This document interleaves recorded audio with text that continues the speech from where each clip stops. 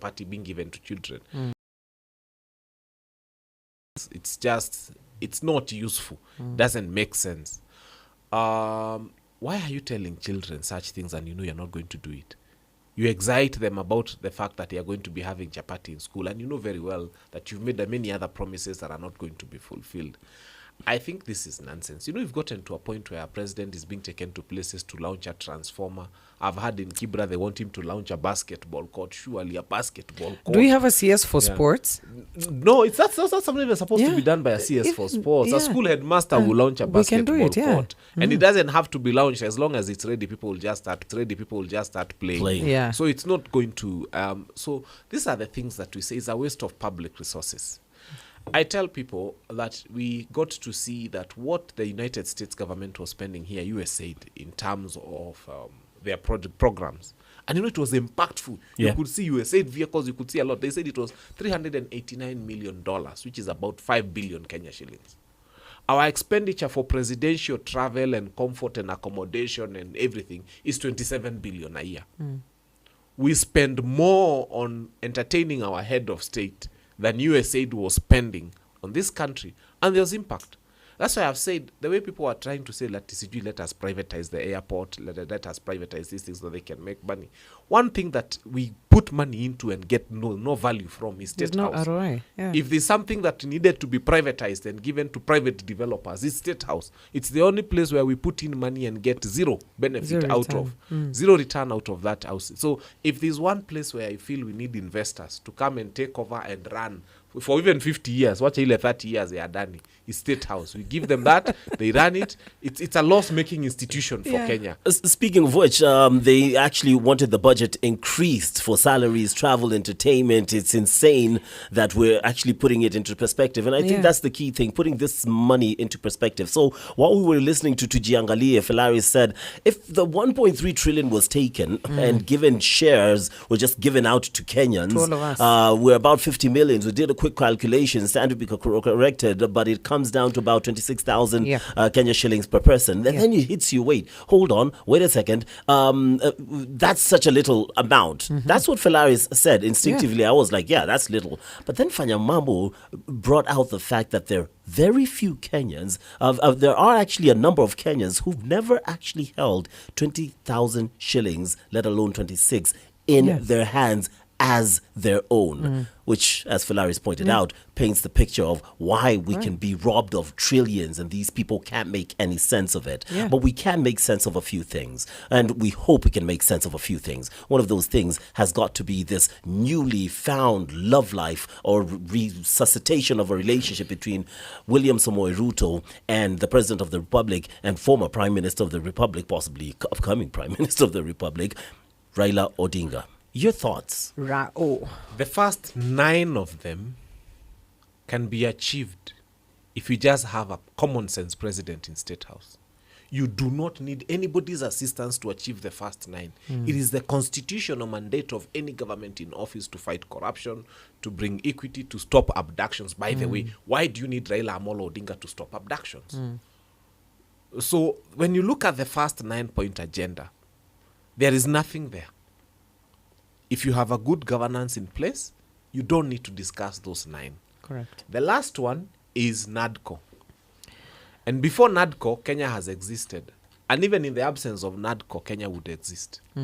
So the whole 10-point agenda, it's 10 bullets of rubbish. 10 bullets of rubbish. I don't know why they took time to write them down.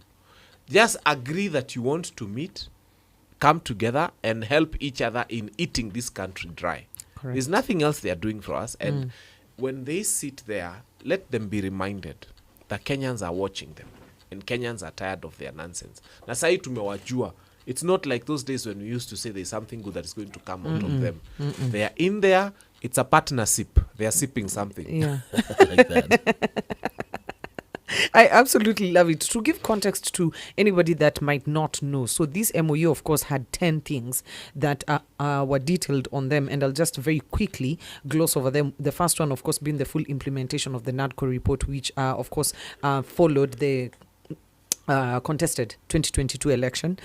We had inclusivity in public life, which likely aims to ensure diverse representation in government appointments and policy making. We have the third one being protecting and strengthening devolution, a commitment to supporting county governments and decentralization efforts. 4, promoting and protecting the livelihoods of young people, could involve job creation, youth programs, and economic initiatives targeted at the younger population. 5, leadership and integrity, which, of course, all of these things are detailed in the Constitution, like Fanya Mambo has mentioned, which indicates a focus on ethical governance and tackling political misconduct. 6, right to peaceful assembly and protest, reinforcing constitutional freedoms and may be a response to past police crackdowns on demonstrations. 7, national debt, of course, pointing to concerns over Kenya's growing debt burden and strategies for managing or reducing it. 8, fighting against corruption, an ongoing priority. So they say, but implementation has historically faced challenges. 9, stopping wastage of public resources and promoting government efficiency, which of course suggests measures to cut government expenditure and enhance transparency. And 10, protecting sovereignty, rule of law, and constitutionalism, which is a general commitment to upholding democratic principles. Now, from all of those, we have a constitution that has been applauded the world over.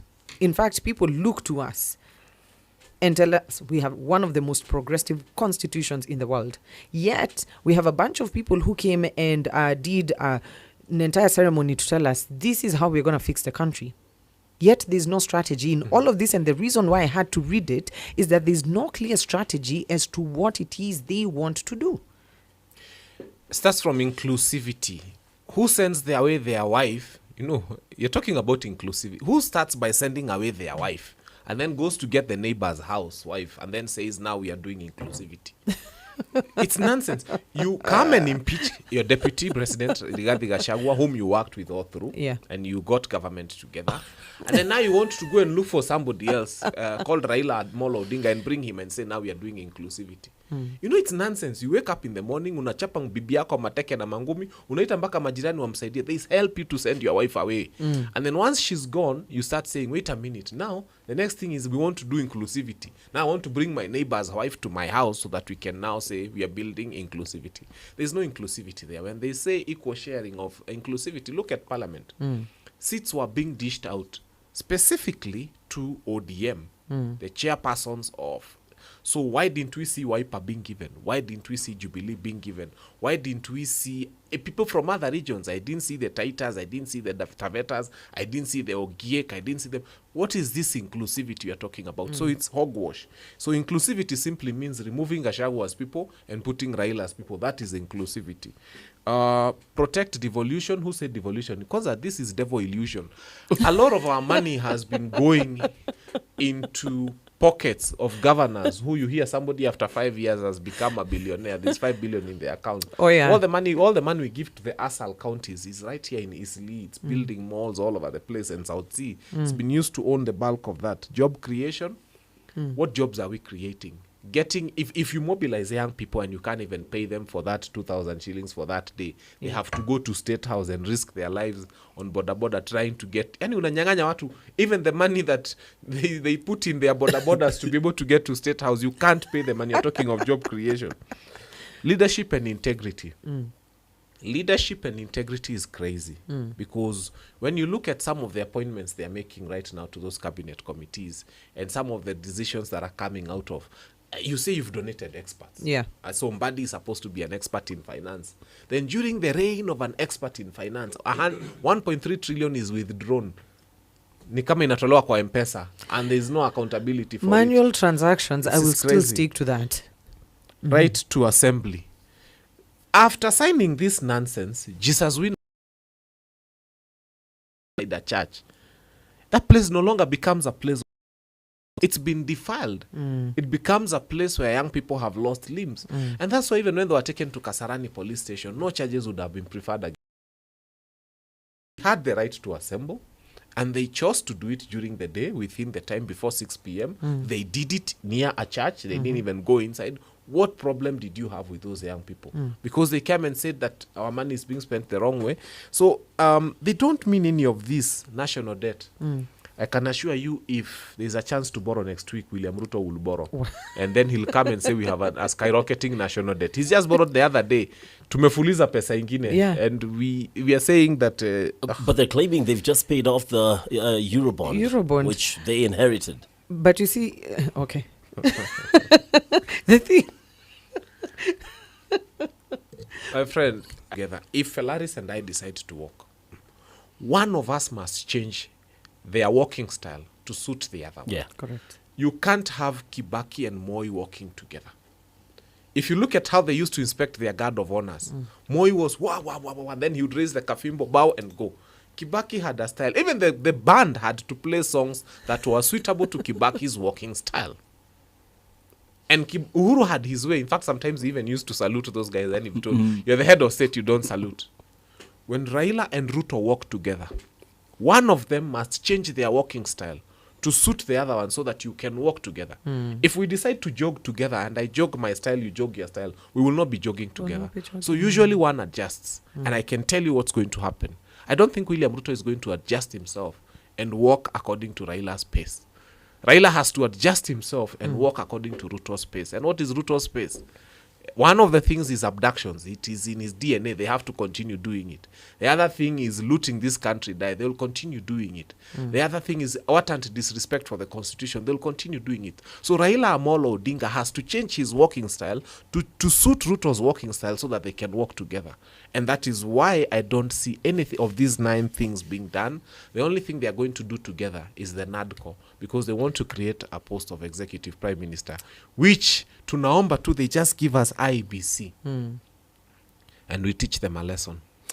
Interesting you should talk about Raila, because it's not the only time you've brought that up. Take a listen to him in one of the interviews he has done, one of the many. Kama wewe unajua unapenda baba and you follow baba, and baba is the person who, when he says you go left, you go left. I want us to have a very honest conversation, because sometimes I speak about things and then you think I'm fighting baba. Baba told you that he donated experts to government. One of those experts is Mbadi. Mbadi has watched 1.3 trillion being taken away in 7 months from Treasury. And Mbadi has done nothing, and Mbadi has not spoken about it. If you're a Baba supporter, I want you to help me. Tell me, do we continue following Baba? Baba donated experts, and one of them is Oparanya.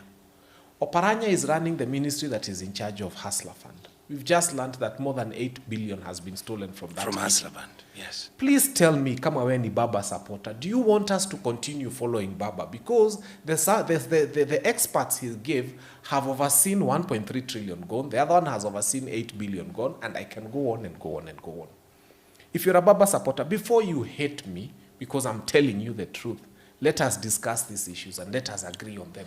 Let us ask ourselves, do we really want to continue following Baba into this pit that he's taking us? Do you know how much 1.3 trillion is? Thika super highways was 32 billion. 1.3 trillion is so many Thika highways. You can build them, you build 30 them. of them. It's 30 super highways, Thika. So when we tell you that there's a problem here, don't say ati mimi ni Mkikuyu nachukia Baba. No. I am just telling you that if we continue, a lot more, and those are the ones we know. Very soon, the controller of budget is going to release a lot more information. Now, here's the thing. That, by the way, is from Afia podcast, Alpha House yes. podcast, and it's a Fanya Mambo Africa podcast. And something that you insinuated, and I love your consistency. You don't play around. You don't change tunes at one point. You're very consistent. So I've started to see that you're correct. I'm hoping Baba supporters are starting to see the light as well. We find ourselves in a situation in which the president is, as you pointed out, not going to change his DNA. You once said Baba should just either get away out of the target range and let us aim at the president, or just join and say, okay, so now the target is bigger. There's no, hey, usipige Baba ni bahati mbaya. He's part of the problem. Clearly, he has decided to join in a few heckles from Kisii and a walkout, and he's come out and said, listen, Miss Jamjoin, Yendo aliniita nimjoin. But you are in the same place. And as you said, the walking style will change at one point. You don't expect, and neither do I, the president to change his pace. I think Baba will have to change his pace, which means we find ourselves in a situation where they can do now whatever they will. My question to you, in all honesty, because I'm becoming exceedingly frustrated, is what next? What can we do now? First and foremost, a passionate appeal to anybody out there who has a Shabana jersey. Naomba tu, I need one. I celebrate them. So if you just gift Fanya Mambo with a Shabana jersey for what he's done for you, I have broad shoulders. I think I do 2XL. But I don't have a big tummy, so it's okay. So please. but having said that, we celebrate what happened in Kisii. And the message is clear. And we are telling Baba, in fact, people told me to come and tell Baba that Kenyans are willing to extend a few more days of grace for him to just remove himself from the mess. Because people are saying, we don't want to fight you because you also have a record of a few things that you've taken tear gas for Kenyans. So please, Kenyans are giving you a few days of grace. And you can wake up and say those things you usually say. Hii Kenya kwanza ni munyambo ya punda. You can say those things you always say. And Kenyans will forgive you and embrace you back. Yeah. But can you imagine Kenyans are even telling Raila Odinga that you're on the wrong side and we still want to continue thrashing William Ruto. But we are just giving you just a few more days. Shuka Gary. Please just come from that side because we don't need you on that side. But again, now if he is adamant and he says on that side, and the Fanya Mambos of this world decide now, you know what, it's all out war. Yeah. Because then we have to make our minds. I was one person who voted for Azimio and campaigned for Azimio. But the minute Baba went into bed with Kenya Kwanza administration, I left. I made it very clear that my principles remain and my focus remains. We have a problem in this country, and it is the governance of William Ruto. And I've always told the president, because I know once in a while he listens to me when he's not very busy on motor vehicle rooftops. I've always told him, I don't hate him as a person. I don't have a problem with him. I only have a problem with him as head of state. Actually, if he resigned, he can wait for midnight when nobody knows, and then he resigns. Yeah. If he resigned, tomorrow morning we would focus our guns on the next bad president if he's bad. Yeah. And if he's good, we'll support him. So let him not think that we have a problem with him as a person. No, we have a problem with him because he's occupying a state office and because during his tenure in that state office, things are not moving on well.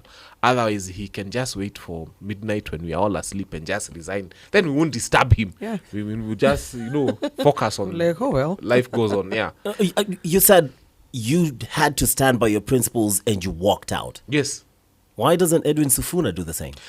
Edwin Sifuna is my friend, and I'm not going to say I hold brief for him, but he's in an awkward position, and that's why on that day he had to explain and say he's here in his capacity as ODM Secretary General. And I know as an individual he feels really bad that he has to go to bed with this administration. I don't know what he's going to do about it, but if I was in his shoes, I would have been like, if this is where I exit.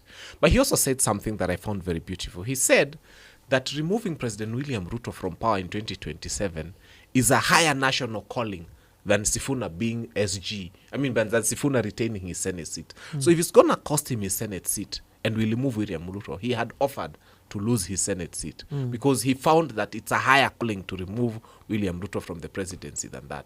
But I can also tell you, William Ruto, kuna kitu hamjui. In 2007, 2006, 2005, 2007, after the referendum, William Ruto was a life member of ODM. Oh. You remember? Yes, he was a life member of ODM. See, he still has that one life, or has the life changed? No. So my advice to him is he's just gone back home because UDA is going to die and is dead. He just needs to vie on ODM in 2027. It's the only hope he has to become the ODM candidate for 2027. If he's the ODM candidate for 2027, because he was a life member of ODM, and that life is only one. You cannot be a life member of KANU, then life member of ODM, then life member of UDA. No. So he can choose these oranges because they looked nice on him. And for a long time, they used to smell of oranges. So they just go and vie on ODM ticket. At least ODM, you saying ODM, there's always a guarantee of at least 80 members of parliament. Correct. So he knows he's going to have 80 plus those from his backyard. He's going to have at least 100. Then he can scout around. It's just some free political advice because UDA is nothing in 2027. It's finished. I have one last question. This handshake that we witnessed, was it March 7th? Is it one because the guise of reforms, to avoid any public resistance, you're going to come and guise it and dress it in whatever colors and call it reforms? Are we looking at BBI 2.0? Uhuru Muigai Kenyatta once said that BBI is an idea deferred. One day, someday, sometime, it will come back. You remember those words? Yeah. It's here. I think Uhuru was a prophet. And I remember when he even spoke to people in Kikuyu. And he Yes. said, them, Kai, who you? Sometimes he almost insulted us. He was trying to convince people and tell them, you people are making a huge mistake. Oh, yeah. So here it is. What he said that one day, someday, BBI is going to come back. It's here, but I wish it doesn't happen. Because need it to wants to create the post of prime minister. Correct. Which now what will happen is people will start forming pentagons. Correct. Where you start distributing so that when you go into the campaign, you take the 5 biggest tribes and give them positions and then you have won the election. Correct. This 50% plus 1 makes us negotiate as a country. In fact, I feel it should be 60% plus 1. plus 1, Because then it exactly. will always make you reach out. You know, if you want to detribalize this nation, I've always said, raise the bar. Move it from 50% plus 1 Make to it 60. 60% Yeah. plus 1. I tell you, the nation will always have to agree on the next president. Fanya Mambo Kinuthia, a lot of love coming through via our WhatsApp saying, Anafinya, Finya Kabisa, man like Kinuthia. And a quick reminder of what your president, former president, once said. It was difficult. The necessity, the reason, and recognition that we as Kenyans need each other, nation before self, as our forefathers had taught us, to come together, reinforced our resolve. Therefore, again, I will continue to say that we need to come together and mend the crack on the wall of our nation, and this, I believe, is what necessitated the First Amendment to our Constitution. And although it encountered some legal obstacles, I say again today that BBI is just a dream deferred. One day, someday, it will happen.